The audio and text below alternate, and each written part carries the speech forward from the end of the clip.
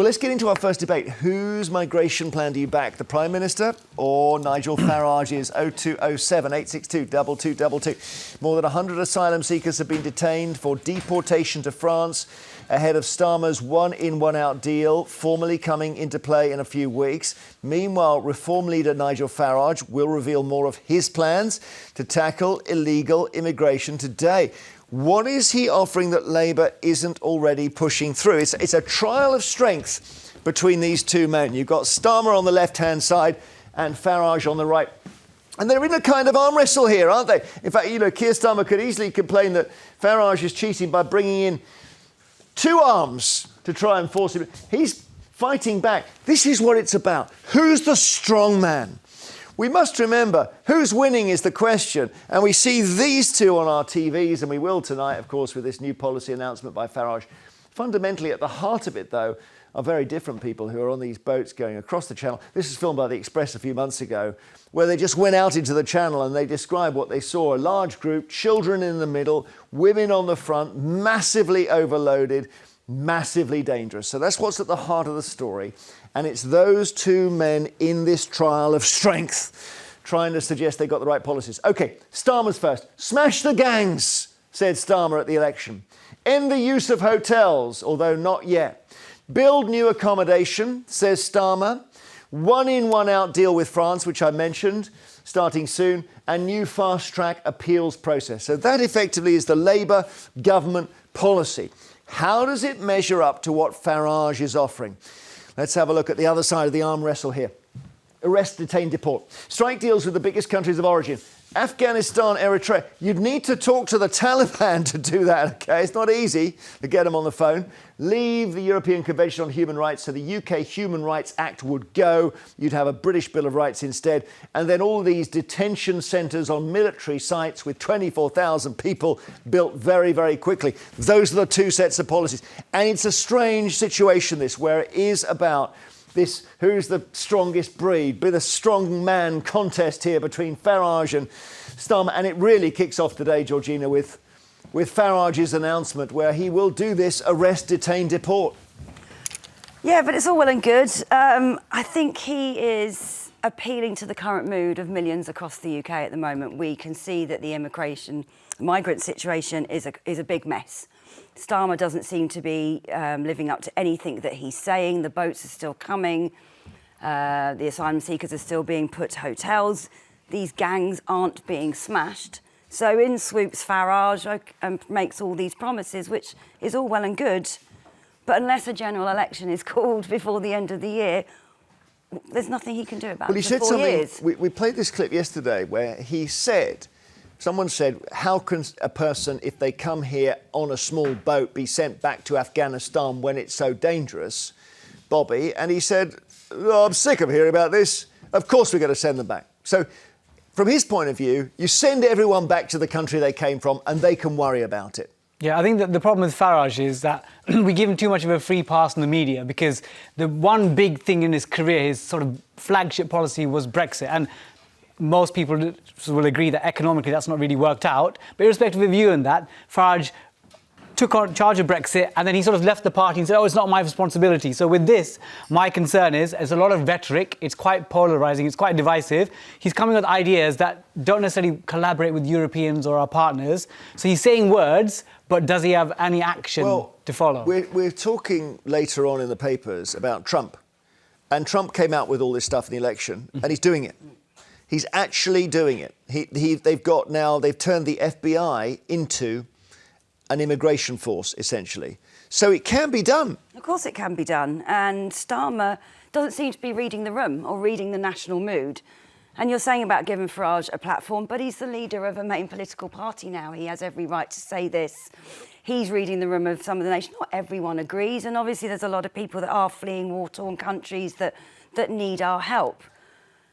But what do we do? It's a mess. No one seems to have a solution at the moment. Why can't Starmer act on what he's saying? I mean, we need the cooperation of France as well, obviously, because that's where the majority of them are coming from, and we don't seem to be getting any help at their end. I was going to say the problem for Labour seems to be they came out with quite a pat solution during the election, and maybe they weren't challenged enough, but none of us were able to say that won't work. And their pat solution was smash the gangs. And we've now got record numbers arriving. So they haven't done it. Do you think they're going to do it, or do you think they could never do it? That smashing the gangs was impossible? One thing we've got to acknowledge is that it is a challenging situation. There's no one quick fix solution that will solve the illegal migration and the boat situation. But I think with Keir Starmer, at least he's enacting some things. For example, the asylum decisions in the past year, they've gone up by 50 to 55%. So clearly we're speeding that up. And we know that with the previous government, there's a huge backlog. Again, he's agreed by the end of 2029, they'll end the use of hotels, which are clearly unpopular. He's gone to Macron and got this new deal with France, one person in, one person out. And while these things, they don't solve everything, it's a step towards getting there. And I think with Farage, he's having these headlines. Was it arrest, detain, deport? But he's not giving us practical how this is going to work. And again, he's suggesting they will leave the European Convention of Human Rights. And I'll tell you, quiz question, do you know which other two countries within the wider Europe? Usually, OK, let's think, it's usually North Korea. In Europe.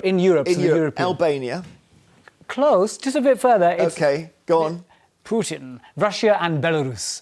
And these aren't exactly bastions of democracy. And it's kind of embarrassing if Britain's going towards global meeting summits. And like, yeah, we're in the same club as Russia and Belarus. I feel like he's charting, sort of courting dangerous... You know what? The way democracy works is you get what you vote for. So maybe that's where people will vote in the next election. Let's see. It's a big announcement today. That's why we're talking about it. Farage coming out with his migrant policy. And we'll take your calls on whose approach to tackling this situation you prefer, Starmer's or Farage's. 0207 862 2222.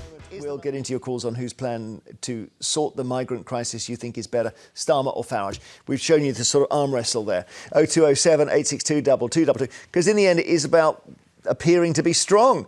This morning, the Housing Minister, Matthew Pennycook, was asked about Reform's migration plans on Sky News. It's not a serious plan. It strikes me as something put together on the back of a fag packet. And let me just talk you through one of the core elements of that strategy, as far as I can tell, is to secure returns agreements with a variety of regimes across the world, including Afghanistan, Iran and Eritrea. But frankly, the idea that Nigel Farage and the circus that is Reform can come in and secure those agreements, I think is for the birds. Yeah, I mean, that's a good point. We made it in the graphic that you're going to be having to ring up the Taliban, Georgina, and say, will you take 250 people we don't want here? I don't know if they even answer the phone. I don't know how it works. Germany they've had a similar scheme, haven't they? What, with Afghanistan? I believe Maybe so. I mean, there certainly are lines into the Taliban because they've negotiated in something, so they have got a phone number. I just don't know how responsive they'd be. John in London, hello. Hello. Well, hey, John. Nice to hear your cheerful voice. So, what do you think? Farage for sure. He's the only man who speaks for England. He's like Trump is in America. That might be good. That might be bad. I don't know. Well, it's very good, I can assure you. Because when they was in the European Parliament, he was the only one who spoke up for England. We had Labour there. The two Kinnocks, him and his wife, never said a word and never ever defended England. He stood up and defended England. He's a man of the country and the public love him. All right, let me get Bobby to respond on that. John, I'll ask you a question because Farage obviously was the person, the big cheerleader. Hello, John. Was a cheerleader for Brexit. But after Brexit happened, he sort of took a step back and he disappeared. And when things didn't work out with Brexit, like no one, everyone will agree that Brexit hasn't been the success that people hoped it would have been. Nigel Farage, he sort of abrogated his responsibilities. And my worry is he's saying all these words, rhetoric, saying what people want to hear, but it's not really practical solutions. And B, when he's in power, do you think you can trust him to deliver like he did with Brexit? John. I think he's most certainly will deliver. Unlike Starmer, he doesn't want to be Prime Minister. He wants to be a statesman like Tony Blair. This is just a stepping stone for him. Can see right through it. OK, John, thank you so much. Thank you. Bless you. Have a good day. Arthur in Aberdeenshire, hello. Hello, Jeremy. How are you? I'm well. Do you agree with John? Not really. I've probably like to propose a bit of my own proposal, really. Probably erring on the side of Farage, but basically, when the immigrants want to come to any country in Europe, my view is that they should go to the respective consulate or embassy. Let's say it's a British embassy, and they want to come to Britain, and then they have to declare the route which they're going to come through. Yeah. And as they pass through each of those countries on their route, they get a stamped letter of authority. And by the time they get to, say, France, they will have a legal document which has said that they've passed through every country that they've declared in the beginning, and then they come across. But what we should have, possibly in France, is a holding position, whereby the UK government, it's already known that they're on the way, and that everything's checked, and they're seeking asylum in France first. And if everything checks out, then they come to the UK. It sounds so sensible. I can't think of anything wrong with it at all, except it might end up a bit constipated, that system, because you'd be depending on, in a country, I don't know, Afghanistan would need quite a process there, and you might have 1 million people queuing up there. I don't know, Georgina, what do you think?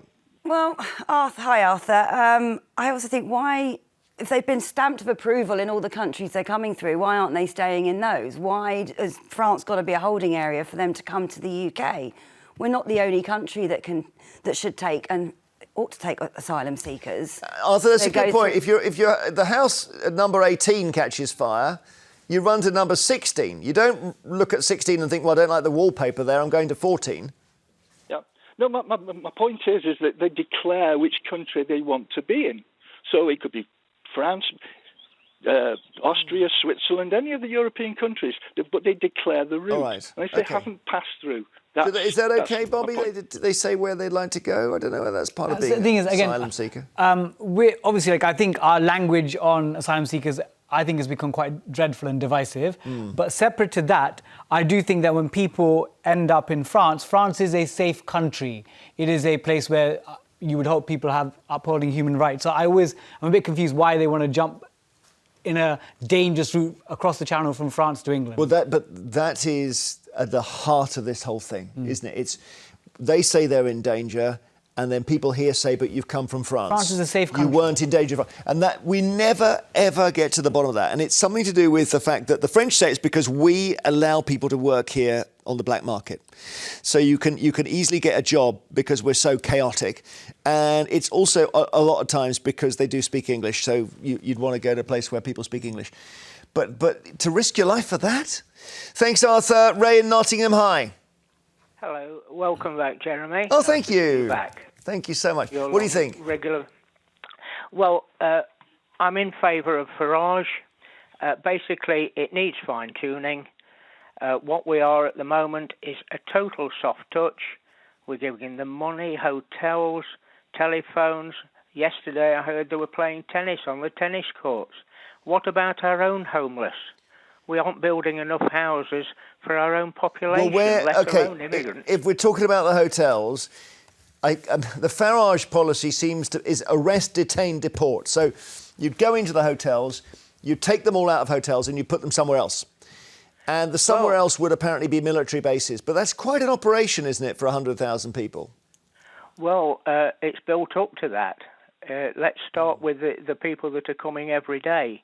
Turn them round, send them back. France are letting them through. We've given them millions and millions of pounds. We've had nothing from it except couldn't care less. Let's get rid of them. We haven't got enough houses for our own people, let alone putting these people up. Yeah. Let the sensible ones apply through proper routes and let them be interviewed and do it like that. Again, we come to this issue, Georgina, of someone's coming across the channel in a small boat and whether you can actually stop them arriving. We need to nip it in the bud. But how do you do? But do you push them back, or you just say, look, if you come another 100 metres, we will turn you back towards France? It's tricky. We don't, short of putting the army on the beach with guns to threaten them, but you can't do that. If the army, if they punctured a dinghy and 25 people drowned, the government would probably fall over it if it was the policy, wouldn't they? I mean, can they do that? Asylum situation is a mess anyway. I think that definitely needs to be improved. People think this is the only way they can do it. But I always wonder why people would pay thousands and thousands of pounds to these people smugglers to get on a dinghy to claim asylum somewhere when you could just get on a plane. There's obviously something not right there.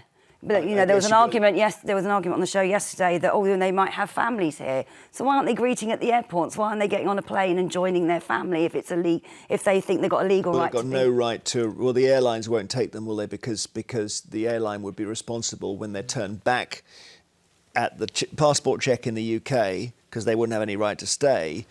The airline would then have to fly them back at their expense. So that's the airline checks at the other end to make sure they've got the right papers, and maybe people do through their family that are already here. That could be a way of applying for asylum as well. If your family are already here and settled and working and contributing, there needs to be a shake-up of the actual system itself, I think. There's probably a lot of people applying for asylum that don't hear anything for months and months, and they're sort of stuck in limbo. Ray, thank you very much. Duncan on Facebook says Farage is full of hot air. Alison says Starmer's got it right. Speed up the process, have an initial assessment and deport those with no entitlement. Fast track those who are entitled and let them work. Whatever your thoughts, why not pick up the phone, give us a call. After the break, we're taking more calls on who you back to sort out the migrant crisis. Farage making the big speech today. 020 7862 2222. There they are. So let's go to David in Surrey. Hi, David. Hi, Jeremy. What do you think? Well, I think Farage. I've met Farage, and when you really sit down and speak to him on a one-to-one basis, he's got some great ideas. So for me, he's right. We should not be allowing people coming into our country on boats, okay, that are not checked. That's the first thing. That's called security. And with the people that are coming in, if you look on the news and everything else, you will see that the majority of people on these boats are young males. Yep. Now, for me, that is a security risk. So we should, as a country, now say, right, OK, we are not allowing anybody coming across on boats. The people that are here, the people that are coming... Hang on, David. Everyone agrees with that. How do you do it? Georgina and I were just talking about, do you push them back? Do you tow them back into French waters? What do you do? I think first and foremost, you have to send out a message to the people that are wanting to come here. And the message is very simple.